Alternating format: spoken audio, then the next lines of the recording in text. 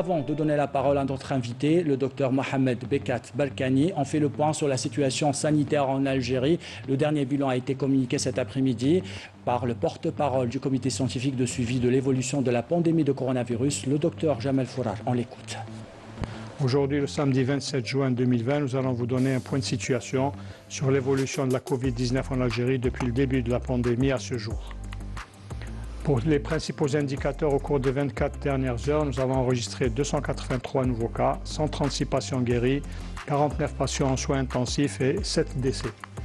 Avec l'enregistrement de 283 nouveaux cas, le total cumulé des cas à ce jour est de 12 968, soit une incidence de 29,5 cas pour 100 000 habitants, en sachant que 33 wilayas sont en dessous de la moyenne nationale et 15 wilayas sont au-dessus de la moyenne nationale.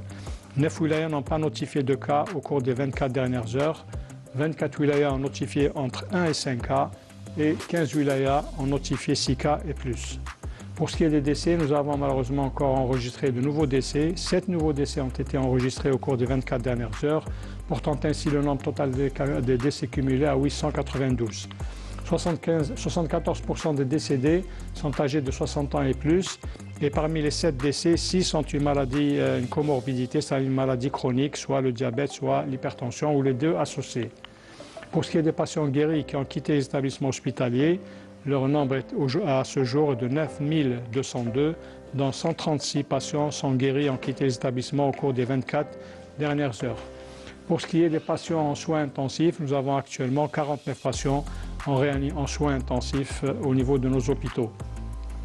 Pour ce qui est des messages importants, dans cette phase toujours qui est un peu difficile avec l'augmentation du nombre de cas, nous devons rester vigilants, nous appelons nos concitoyens à rester très vigilants, à faire attention, à respecter les règles de prévention, les mesures générales, les mesures barrières, c'est-à-dire le respect de la distanciation physique, le lavage des mains, l'utilisation de la solution hydroalcoolique et surtout le port de masque qui est obligatoire. C'est toutes ces mesures barrières qui vont nous permettre d'arrêter la transmission de ce virus.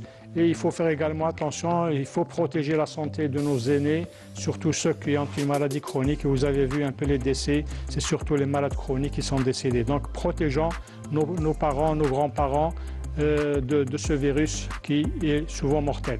Merci de votre attention.